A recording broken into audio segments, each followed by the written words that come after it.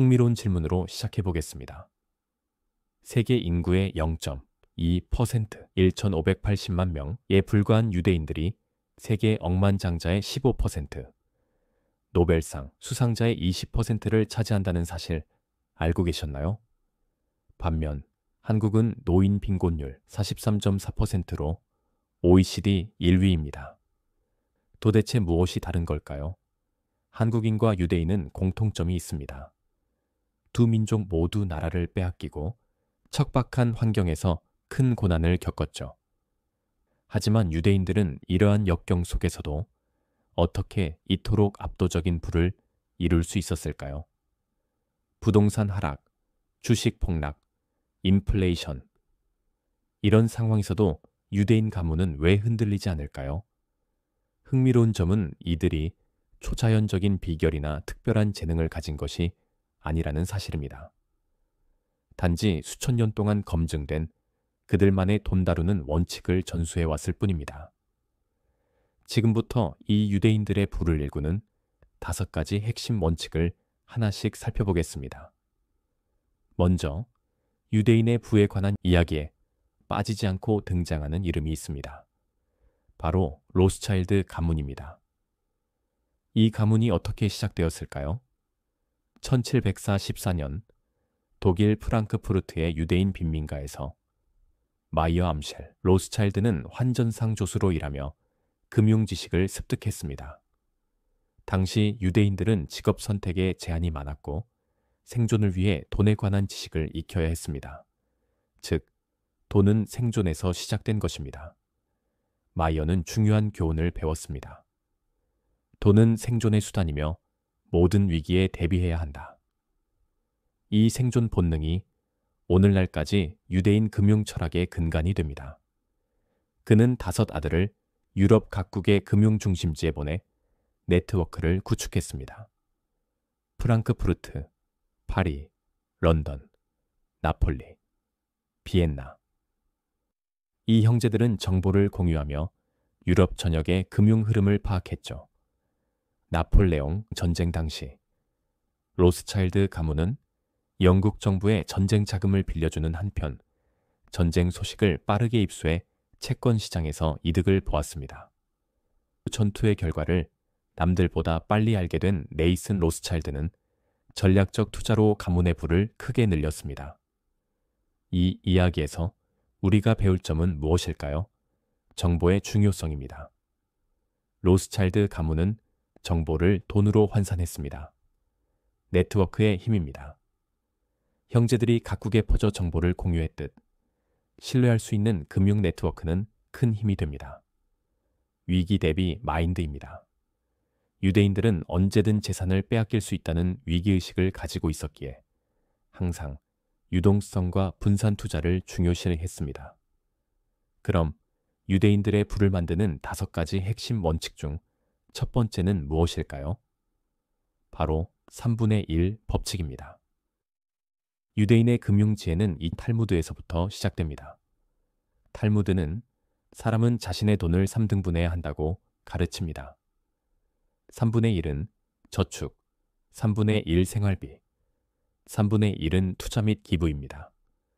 특히 주목할 점은 저축을 가장 먼저 언급한다는 것입니다. 이 방식이 효과적인 이유는 무엇일까요? 심리적 안정감, 항상 비상금을 확보함으로써 금융 스트레스가 줄어듭니다. 복리의 힘, 일찍 저축하고 투자를 시작할수록 복리 효과가 커집니다. 균형 잡힌 삶, 기부를 포함함으로써 돈에 대한 건강한 관점을 유지합니다. 2번째 원칙은 지식에 투자하라입니다. 즉, 돈보다 우선하는 가치에 투자하라입니다. 유대인 문화에서 가장 존경받는 직업은 무엇일까요? 놀랍게도 부자나 사업가가 아닌 학자입니다. 이들에게 지식은 단순한 부의 수단이 아닌 그 자체로 가치 있는 자산입니다. 탈무드에는 이런 구절이 있습니다. 자녀에게 물고기를 주는 것보다 물고기 잡는 법을 가르쳐라. 유대인들이 지식에 투자하는 방식은 다음과 같습니다. 평생 학습 문화. 유대인들은 나이와 관계없이 배움을 멈추지 않습니다. 하브루타라는 짝을 이뤄 토론하는 학습법은 비판적 사고력을 길러줍니다. 실용적 지식. 우선 유대인들은 실생활에 적용할 수 있는 지식에 집중합니다. 특히 금융, 법률, 의학, 기술 분야에서 두각을 나타내는 이유입니다. 질문의 문화. 유대인 가정에서는 어린 시절부터 질문을 장려합니다. 여러분의 나이가 몇 살이든 지식에 투자하는 것은 결코 늦지 않습니다. 특히 나이가 많을수록 인생의 경험과 새로운 지식을 결합할 때 놀라운 시너지가 발생합니다. 세 번째는 다중 소득원 전략입니다. 직업은 하나지만 수입은 여러 군데서. 유대인들에게는 오래된 격언이 있습니다. 한 바구니에 모든 달걀을 담지 말라. 이 원칙은 그들의 수천 년 역사에서 비롯됩니다. 언제든 추방될 수 있다는 불안정한 상황 속에서 유대인들은 다양한 수입원을 확보하는 것이 생존 전략임을 배웠습니다. 유대인의 다중 소득원 철학은 다음과 같습니다. 적어도 세 가지 수입원, 본업, 부업, 투자, 소득 분야 다각화, 서로 다른 산업이나 자산 클래스의 분산 투자, 지식 재산 중시, 로열티, 저작권 등 자동화된 소득원 개발. 다중 소득원을 만드는 것은 단순히 더 많은 돈을 버는 전략이 아닙니다. 불확실성이 커지는 시대에 가족의 재정적 안전망을 튼튼히 하는 생존 전략입니다. 네 번째, 소비에도 철학을 가져라. 거칠애보다 본질이다. 토머스 스탠리와 윌리엄 댕코의 베스트셀러 이웃집 백만 장자에 따르면 진짜 부자들은 고급 자동차나 명품보다 자산 형성에 집중합니다. 이 연구에서 많은 백만 장자들이 검소한 생활 방식을 유지하고 있었습니다. 유대인의 소비 철학은 다음과 같습니다. 진정한 가치 소비. 외부의 인정보다 내재적 가치를 충시합니다. 품질이 좋고 오래 쓸 수 있는 물건을 선호합니다. 시간과 경험의 투자.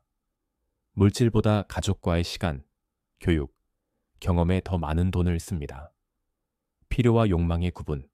구매 전에 항상 이것은 정말 필요한가? 아니면 단순한 욕망인가? 를 질문합니다. 뉴욕의 부동산 투자가 조셉 사프라는 수백만 달러의 자산가임에도 30년간 같은 시계를 차고 다녔습니다. 그는 내 시계는 비싼 시계와 똑같이 시간을 알려준다고 말했습니다. 70세 미국인 에스더 레비는 이렇게 말합니다. 우리 가족은 겉으로 보기에 부자처럼 살지 않습니다. 하지만 손주들의 대학 교육과 가족 여행에는 아낌없이 투자합니다. 진정한 부는 보여지는 것이 아니라 느껴지는 것입니다. 다섯 번째, 가정에서 시작하는 금융교육입니다. 한국 사회에서 돈 이야기는 종종 꺼내기 민감한 주제입니다. 하지만 유대인 가정에서는 식탁에서도 자연스럽게 돈에 관한 대화가 오갑니다. 이것이 유대인들이 어릴 때부터 건강한 금융 습관을 형성하는 비결입니다. 유대인 가정의 금융교육 방식을 살펴보겠습니다. 열린 대화, 가족 예산, 투자, 심지어 실패 경험까지 허심탄회하게 나눕니다. 실전 경험, 어린 시절부터 용돈 관리, 저축, 소규모 투자를 직접 경험하게 합니다. 가치관 교육, 돈은 단지 도구일 뿐, 근면, 정직, 지식이 진정한 부의 원천임을 가르칩니다. 유대인 가정에서 실천하는 구체적인 금융교육 방법은 다음과 같습니다. 세계의 저금통 시스템, 아이들에게 용돈을 주고 저축용, 소비용, 기부용, 세 개의 저금통에 나누어 보관하게 합니다. 투자 게임, 10살부터 12살이 되면 소액으로 실제 주식을 구매하게 하고 함께 시장 변화를 추적합니다. 가족 금융회의, 매월 정기적으로 가족의 재정 상태, 목표, 진행 상황을 함께 검토합니다. 금융 멘토십, 또래가 아닌 성공한 어른들과의 관계를 통해 실질적인 금융 지혜를 배우게 합니다. 또 하나 주목할 만한 유대인의 돈 관련 문화가 있습니다. 유대인 문화에서 13살이 되면 치르는 성인식. 바 미츠바는 성인이 되는 중요한 통과 의례로 결혼식만큼이나 큰 비중을 차지합니다. 이 성인식에서 주목할 점은 바로 시드머니 종잣돈 문화입니다. 성인식에 참석한 가족, 친척, 지인들은 축하의 의미로 상당한 금액의 축의금을 젊은 성인에게 선물합니다. 이 돈은 전적으로 성인식 주인공인 청소년에게 귀속되며 부모가 아닌 자녀 명의의 계좌에서 관리됩니다. 뉴욕 등 미국 중산층 유대인 가정 기준으로 놀랍게도 한 번의 성인식의 평균 5만에서 6만 달러, 한화 6천에서 8천만 원이 모이는 것이 일반적입니다. 하객 한 명당 평균 200에서 300달러를 내고 수백 명이 참석하기 때문에 이런 큰 금액이 모이게 됩니다. 이러한 문화가 이스라엘이 스타트업 국가로 성장하는 데 중요한 토양이 되었습니다. 이스라엘 벤처 캐피털 비너스의 조사에 따르면 이스라엘 스타트업 창업자의 약 70%가 성인식에서 받은 시드머니 경험이 창업 결정에 영향을 미쳤다고 답했습니다. 텔아이브 대학의 경제학 교수인 라파엘 커에는 유대인 청소년들이 13세부터 자신의 자본을 직접 관리하는 경험은 이스라엘의 높은 창업률과 혁신 문화에 직접적인 영향을 미친다고 설명합니다.